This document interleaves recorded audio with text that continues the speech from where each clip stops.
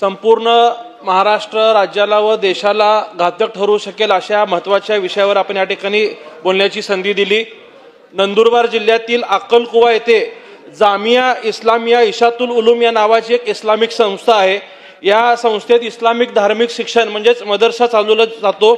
Islamic धर्मानुसार विविध आजारांवर औषध उपचार करण्याची व्यवस्था या ठिकाणी आहे। अल्पसंख्याक समाजाच्या देशातनं व विदेशातनं लोक या ठिकाणी येत असतात। अशाच प्रकारे या संस्थेमध्ये येमन येथून या देशातील एक व्यक्ती व त्यांचे कुटुंबीय कथित आजारावरती उपचार घेण्यासाठी या ठिकाणी आलं होतं। त्यांची विजाची मुदत ही 2016 साली 19 फेब्रुवारीला संपुष्टात आली असताना सदरची व्यक्ती या मदरशामध्ये आजपर्यंत बेकायदेशीरपणे राहत होती। विशेष म्हणजे जामिया इस्लामिया इशातुल उलूम या संस्थेच्या मदतीने सदर येमन देशातील व्यक्तीला भारताचे ओळखपत्र जसे की आधार कार्ड असेल, पॅन कार्ड असेल, जन्म दाखला असेल, शाळा सोडलेले सगळे बनावट कागदपत्र दिलेला गंभीर प्रकार या ठिकाणी आढळून आला होता। या संदर्भात 11 फेब्रुवारी 2025 ला पोलीस स्टेशनमध्ये या व्यक्तीवरती येमन देशातील व्यक्तीवरती व संस्थापकांवरती गुन्हा दाखल झालेला होता।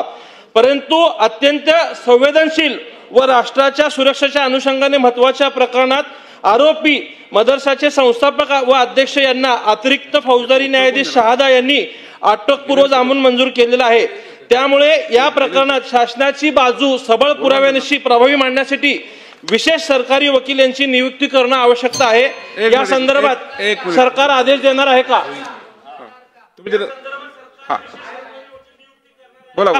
या मदरसे व मदरशामध्ये विदेशी निधीद्वारे राष्ट्राच्या अंतर्गत बाह्य सुरक्षेला धोका पोहोचेल असे कामकाज सुरू असल्यामुळे याची मान्यता त्वरित हे सरकार रद्द करणार आहे का?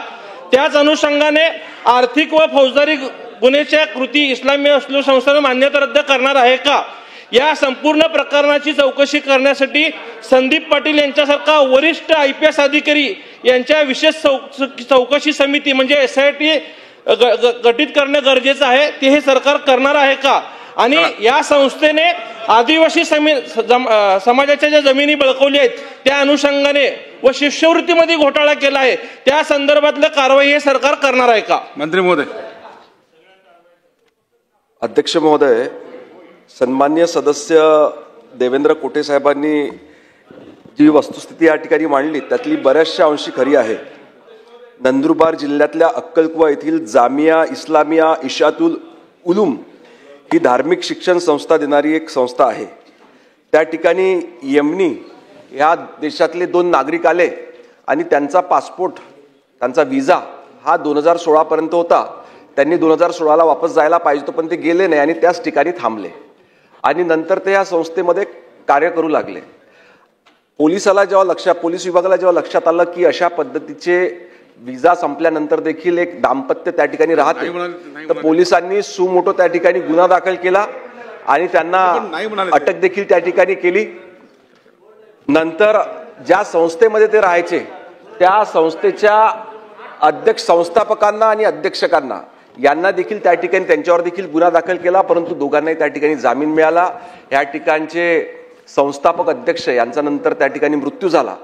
परंतु असं लक्षात आलं की जवळजवळ 728 कोटी रुपयाचं टर्नओव्हर ह्या संस्थेच्या माध्यमातून त्या ठिकाणी झालेलं होतं। FCRAच्या माध्यमातून ह्या संस्थेला त्या ठिकाणी ही रक्कम मिळत होती। त्याबाबतची तक्रार राज्य शासनानं त्या ठिकाणी केंद्र सरकारला देखील केलेली आहे आणि या संपूर्ण प्रकरणाची चौकशी करण्याकरता फॉरेन्सिक ऑडिटर आणि लीगल ॲडवायझरची देखील त्या ठिकाणी नियुक्ती केलेली आहे। या ठिकाणी एक मिनिट माझं उत्तर पूर्ण होऊ द्या।